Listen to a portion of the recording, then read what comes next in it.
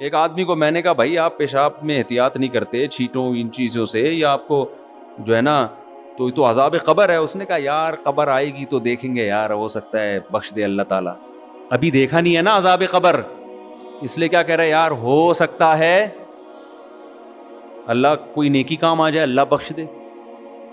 لیکن اگر کوئی عذاب قبر دیکھ لے نا تو پھر یہ کیفیات نہیں ہوں گی, پھر تو وہ ایسا ہو جائے گا کہ اس کو خوف کم کرنا پڑے گا اس کا, کہ بھائی اللہ سے امیدیں. تبھی تو دیکھو نبی صلی اللہ علیہ وسلم سے بہت ساری حدیثیں امیدوں کی منقول ہیں, ایسی روایتیں ہیں کہ عام عوام میں ہم ان کو بیان کریں نا تو ڈر لگتا ہے کہ لوگ اس کا غلط مطلب نہ سمجھیں. مثال کے طور پر ایک حدیث میں آتا ہے رسول اللہ صلی اللہ علیہ وسلم نے صحابہ سے فرمایا اگر تم سب لوگ گناہ بالکل چھوڑ دو, کبھی کسی سے گناہ ہو ہی نہیں, کوئی غلطی نہیں ہوتی کسی سے, اللہ تمہیں ختم کر دے گا, مار دے گا ایسی قوم کو. اللہ ایسی قوم پیدا کرے گا جس سے گناہ ہو, پھر وہ اللہ سے توبہ کرے. اللہ کو توبہ پسند ہے, صحیح حدیث ہے. اب اگر صرف آپ اتنی حدیث پبلک کے سامنے بیان کر دیں تو اس سے تو لوگوں کو گناہ پہ جرت ہوگی کہ نہیں ہوگی؟ لوگ کہیں گے یار ہم خام میں بچ رہے ہیں بلا وجہ, گناہ کر لیں گے پھر توبہ کر لیں گے, کیونکہ اللہ کو گناہ سے بچنے والے بالکل بھی پسند. کیا خیال ہے؟ اللہ تو کہہ رہا ہے گناہ سے بالکل بچو گے تو میں تو مار کے ختم کر دوں گا, ایسے لوگ مجھے چاہیے. بھائی بات یہ ہے کہ یہ جن کو خطاب کیا جا رہا ہے نا ان کے دلوں میں آگ کا اتنا خوف پیدا ہو گیا تھا, اتنی جہنم کی آگ کا ڈر کہ حضرت عمر رضی اللہ تعالیٰ عنہ کے تو رو رو کے یہاں نالیاں بن گئی تھی اللہ کے خوف سے.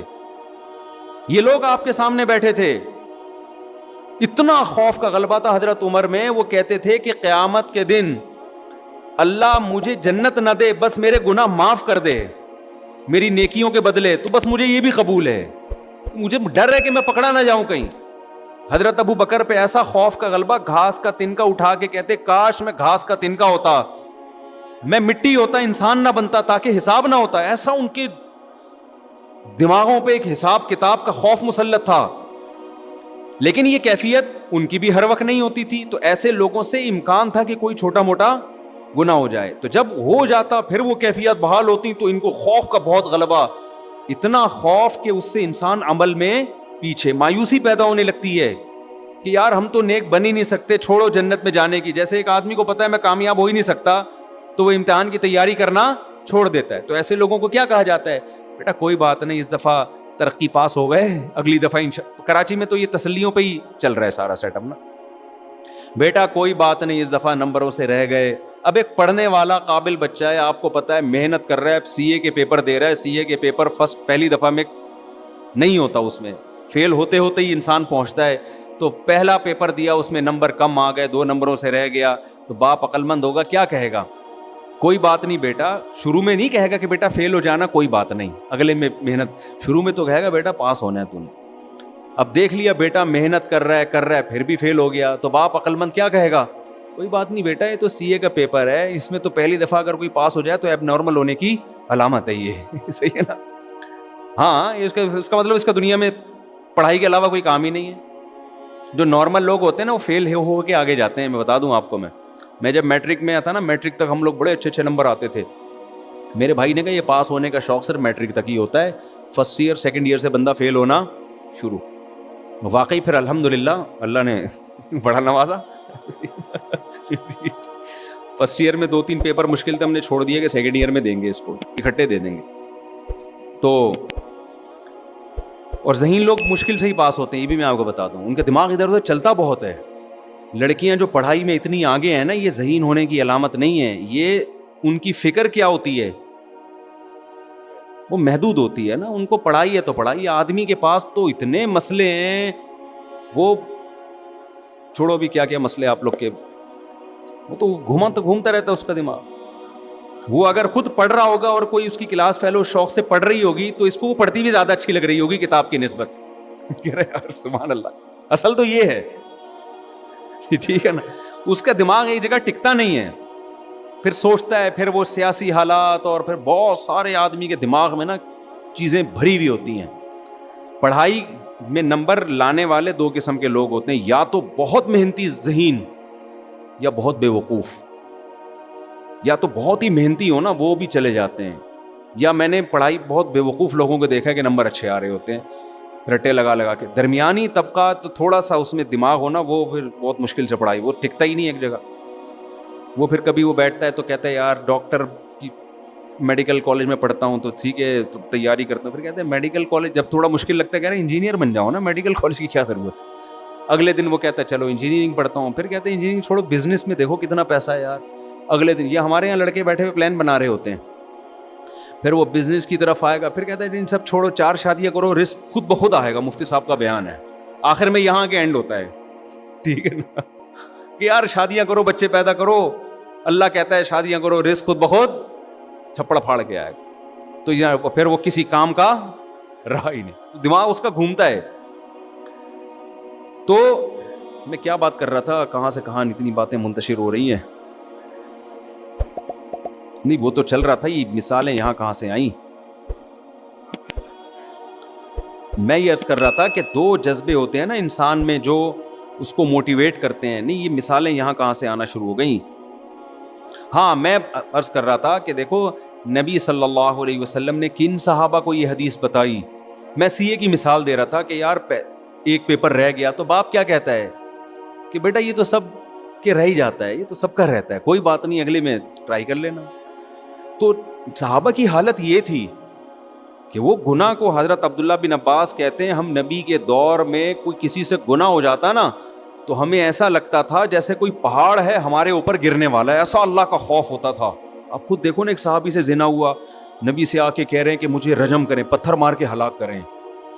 نبی نے ان کو نکال دیا اپنی محفل سے کہ جاؤ, بتا دیا گویا بزبان حال کہ توبہ کرو بس اللہ سے. تسلی نہیں ہو رہی, دوبارہ آئے یا رسول اللہ آپ مجھ پہ حد جاری کریں. عورت بھی ایسا کر رہی ہے, عورت کا دل تو بہت کمزور ہوتا ہے, وہ تو پتھر مارنا اس کے لیے مشکل ہے. وہ یہ منظر نہیں دیکھ سکتی کہ لوگ کسی کو پتھر مار رہے ہوں, اور وہ نبی کے پاس صحابی آ رہی ہیں یا رسول اللہ مجھ سے زنا ہو گیا آپ مجھ کو رجم کریں. نبی نے ان کو بھیج دیا واپس, جاؤ, یعنی اشارہ کر دیا کہ بھئی اللہ سے توبہ کرو. دوبارہ آئیں, چوتھی بار آئیں تو نبی نے کہا کہ تمہیں حمل ہے, واپس چلی جاؤ. وہ اگر دوبارہ نہ آتی نبی ان کے پیچھے کسی کو نہیں بھیجتے. کتنا خوف, بچہ جن لیا, بچہ لے کر آئیں, یا رسول اللہ اب اس کی جان ضائع نہیں ہوگی کیونکہ بچے کا کیا قصور تھا, آپ مجھے رجم کریں. نبی نے فرمایا اگر تمہیں رجم کر دیا تو اس بچہ تو ماں کے بغیر یہ اس کی تو تربیت ہی نہیں ہو سکے گی, یہ تو روٹی پانی کا محتاج ہے. دوبارہ چلی گئی, 7 سال کا بچہ ہوا نا روٹی کھانے کے قابل. ہمیں بھی جوش پیدا ہوتا ہے گناہ سے توبہ کا 2 منٹ کے لیے, اس کے بعد ختم. کتنا ڈیلے کیا نبی نے ان کو کہ یہ واپس نہ آئیں. وہ واپس آئیں, بچے کے ہاتھ میں روٹی کا ٹکڑا کہ یہ خود کھاتا ہے اب. تو پھر ان کو رجم کیا, جنازہ پڑھایا نبی نے. حضرت عمر نے عرض کیا یا رسول اللہ ایک عورت نے زنا کیا, آپ جنازہ پڑھا رہے ہیں. تو نبی نے فرمایا لقد تابت توبۃ لو قسمت بین 70 من اہل المدینہ لوسعتهم. اے عمر اس نے ایسی پیاری توبہ کی ہے کہ اگر مدینہ کے 70 کبیرہ مرتکب گناہ گاروں میں اس کو ڈیوائیڈ کیا جائے نا تو ہر ایک کی بخشش کے لیے کافی ہو جائے. 70 آدمیوں کی توبہ اس ایک نے کی ہے, اکیلی نے. تو ایسے خاندانی لوگ تھے, گناہ شیطان نے کرا دیا. ان کو یہ کہا جا رہا ہے, امیدیں دلائی جا رہی ہیں, اتنے مایوس نہ ہو, کوئی بات نہیں, ہو گیا گڑ گڑاؤ اللہ کے سامنے. یہ گڑ گڑانا بھی اللہ کو پسند ہے, اور اتنا پسند ہے کہ اگر سارے ہی نیک بن جائے نا ایسے صوفیوں کو اللہ ختم کر دے گا. اللہ کہے گا معافی مانگنے والے کہاں گئے بھائی. تو یہ ان کے بارے میں, ہمارے بارے میں قطعاً نہیں ہے کہ ہم کہیں یار اچھا ہوا ہم بھی گناہ کر رہے ہیں. بھائی ہم تو, وہ ہماری کیفیات ہی نہیں بن رہی گناہ کر کے, وہ ہمیں خوف ہی پیدا نہیں ہو رہا. تو میں جلدی سے اصل بات کی طرف آتا ہوں کہ بھائی صرف ایمان کافی نہیں ہے, وہ کیفیات بنانا ضروری ہیں. تبھی تو قرآن کہتا ہے اذا تلیت علیہم آیاتہ, ایمان والے وہ ہیں جب ان کے سامنے ہماری آیات تلاوت کی جاتی ہیں, وجلت قلوبہم, ان کے دل دہل جاتے ہیں. وَإِذَا سَمِعُوا مَا أُنزِلَ إِلَى الرَّسُولِ, جب یہ اس کلام کو سنتے ہیں جو رسول پہ نازل ہوا. تَرَىٰ أَعْيُنَهُمْ تَفِيضُ مِنَ الدَّمِ, اے نبی آپ دیکھتے ہیں ان کی آنکھوں سے آنسو بہنا شروع ہو جاتے ہیں. یہ وہ کیفیات تھیں جو صحابہ کی بنتی تھیں. آج ہمارے دل کیا ہو گئے, خشک, سخت ہو گئے. قرآن کہتے ہیں نا فَوَيْلٌ لِّلْقَاسِيَةِ قُلُوبُهُمْ، جن کے دل سخت ہو گئے، نصیحت کی بات ان کے دل پہ اثر نہیں کر رہی. اچھا دیکھو قرآن بار بار دل کا ذکر کر رہا ہے، دماغ کا ذکر نہیں کر رہا. حالانکہ بات جاتی کہاں ہے؟ پہلے دماغ میں جاتی ہے، لیکن قرآن تذکرہ کس کا کر رہا ہے؟ دل کا. وجہ اس کی ہے کہ دماغ میں جب جذبات بنتے ہیں نا تو فوراً اثرات کہاں آتے ہیں؟ دل پہ آتے ہیں. آپ کی بیوی آپ سے کہے نا مجھے آپ سے محبت ہے، آپ کو اگر بیوی سے عشق ہوگا، ایک دم آپ کے دل کی دھڑکن، کوئی اجنبی لڑکی آپ سے اگر کہے کہ مجھے آپ سے بہت محبت ہے، کہ کسی کنوارے چھڑے چھاٹ سے کہے، دل ایک دم کنٹرول سے باہر ہو جائے گا نا، یوں یوں یوں جا رہا ہے، اس کو قابو میں رکھنا مشکل ہو جائے گا، اٹیک نہ ہو جائے، اچھل اچھل کے آئے گا. تو اثر دماغ پہ ہو رہا ہے یا دل پہ ہو رہا ہے؟ دل پہ ہو رہا ہے، دل ہلے گا اس کا. لیکن بیوی صبح سے شام بولتی رہے کہ مجھے آپ سے محبت ہے، آدمی کہتا ہے کوئی تیرے اس کے علاوہ کوئی کام نہیں ہے. وجہ کیا ہے؟ وہ جذبات کیا ہو گئے؟ ختم. تو دماغ تو ہلے گا، دل پہ اتنا سا بھی اثر نہیں ہو. اور اگر ہوگا بھی تو الٹا ہوگا، یعنی الٹا اثر. جیسے کوئی خاتون شادی سے پہلے کہہ دیتی نا آئی ہیٹ یو، تو وہ والا اثر ہوگا، اس میں دل ہلتا نا، یہ والا ہلنا شروع ہو جائے گا، اس طرح کا دل ہلتا ہے. تو ہاں، تو قرآن کیا کہہ رہا ہے؟ قرآن ساری کیفیات کس کی ذکر کر رہا ہے؟ دل کی. وجہ کیا ہے؟ یہ بتانے کے لیے کہ صرف ایمان کافی نہیں ہے، عمل کے لیے کس کا بننا ضروری ہے؟ دل کی دھڑکنیں، دل کی دھڑکنوں میں ایمان پیدا ہو جائے، دل کی دھڑکنوں سے پتہ چلے کہ مومن ہے. اب سوال وہی میں جلدی سے جواب دے دیتا ہوں، بہت سوال کر لیے کہ یہ کیفیات پیدا کرنا ضروری ہے، یہ نہیں تو پتہ چل گیا نا، اس کو دم میں آگ لگنا کہتے ہیں. یہ صحابہ کرام میں یہ کیفیات تھیں، تبھی میدان جنگ میں تلواریں چل رہی ہیں.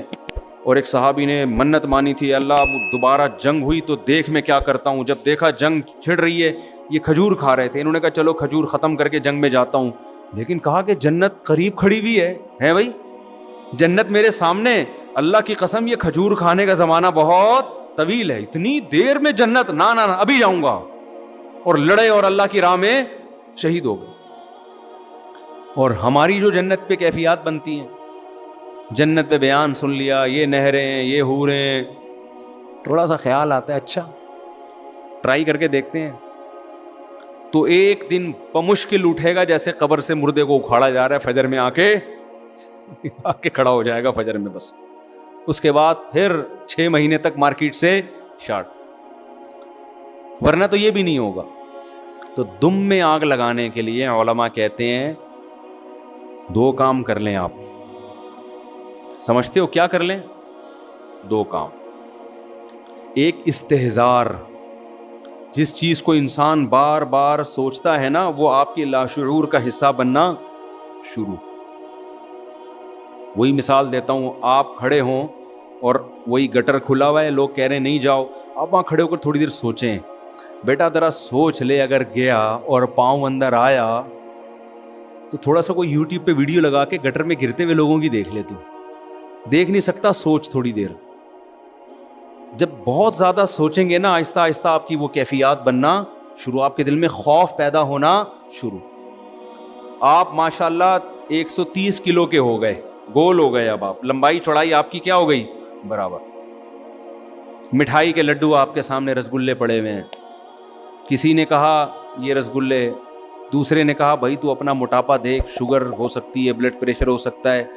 آپ نے کہا بے یار وہ دیکھا جائے گا، ابھی تو کھاؤ. لیکن کھانے سے پہلے استحضار کریں. آپ 2-4 اپنے پرانے دوستوں کو ہسپتالوں میں دیکھیں جا کے، یا تصور کریں یار اس دن فلاں کا انتقال ہوا تھا، ایسے یوں پڑا ہوا تھا، ہیں بھائی تختے پہ، ایسے ہی ہوگا نا، ایسے تختے پہ پڑا ہوا تھا، اچھا بھلا ہٹا کٹا تھا، اس دن فلاں کو برین ہیمریج ہوا تھا، اب وہ تھا، اب ہے بولو، اس کا جنازہ اتار رہے تھے ہم قبر میں. جب یہ سوچنا شروع کریں گے نا تو وہ لڈو میں آپ کو وہ لڈو زہر لگنا شروع ہو جائیں گے، آپ کو اس میں سانپ کے پھن نظر آئیں گے. سمجھ رہے ہو کہ نہیں سمجھ رہے؟ سانپ کے پھن نظر آئیں گے اس کے اندر. آپ اگر جتنا سوچو گے اتنا وہ زہر لگے گا، آپ کو اتنا زہر لگے گا. تو مریضوں کا جب انسان سوچتا ہے نا بھائی وہ بھی ان کے ساتھ یہ ہو گیا, ان کے ساتھ, جب سوچتا ہی نہیں ہے تو پھر پھوڑتا چلا جائے گا. یقین تو ہے کہ ایسا ہوگا لیکن استحزار نہیں ہے, اس کو کہتے ہیں استحزار. استحزار کا مطلب حاضر کرنا کسی چیز کو, دماغ میں لائیں اس کو. علماء کہتے ہیں 24 گھنٹے میں ایک ٹائم نکال کے نا سوچا کریں, ایک دن پھٹے پہ لیٹا ہوں گا میں, موت کا یقین سب کو ہے, استحزار نہیں ہے, سب کو پتا ہے مریں گے. کوئی آپ کو آ کے کہتے ہیں مریں گے تو کون سی کوئی نئی معلومات دے رہا ہے, پتا ہے مریں گے, کیا کروں میں مریں گے تو, چلا فلم دیکھنے چلتے ہیں. لیکن اگر تھوڑی دیر کھوپڑی استعمال کرنا ہے, بیٹا اس کا مطلب پتا ہے کیا ہے مریں گے کا, تھوڑی دیر سوچ لیں. ایک دن پھٹے پہ لیٹا ہوا ہوں گا. ہمارے حضرت سے جب ہم بیعت ہونے گئے نا تو حضرت سے بیعت ہو گئے ہم, حضرت نے وعدے کیے نماز پڑھیں گے, یہ کریں گے. پھر حضرت نے ایک عمل بتایا, فرمایا روزانہ 5 منٹ کسی بھی ٹائم پہ یہ سوچنا ہے کہ ایک دن میں پھٹے پہ لیٹا ہوا ہوں گا اور مجھے غسل دیا جا رہا ہو. دائیں کروٹ لٹاؤ جی, مفتی طارق مسعود صاحب. اس وقت مفتی بھی مشہور نہیں تھے. طارق صاحب کو دائیں طرف لٹاؤ, ادھر سے پانی بہاؤ. ڈر لگ رہا ہے کہ نہیں لگ رہا؟ اس لیے نہیں لگ رہا کہ میں لیٹا ہوا ہوں. آپ لیٹو گے پتہ, ابھی مجھے لگ رہا ہے, آپ کو تھوڑی لگے گا. آپ بھی اتنے ہوشیار ہو, میرے بارے میں سوچ رہے ہو کہ پھٹے پہ, میں آپ کو اس لیے اپنی مثال دے رہا ہوں کہ اپنے بارے میں سوچو. سمجھ رہے ہو آپ بھی نا, شیطان کہتا ہے اچھا یہ بھی لیٹے ہوئے ایک دن پھٹے پہ, تو آپ یہاں لیٹے ہوئے نہیں ہو گے پھٹے پہ.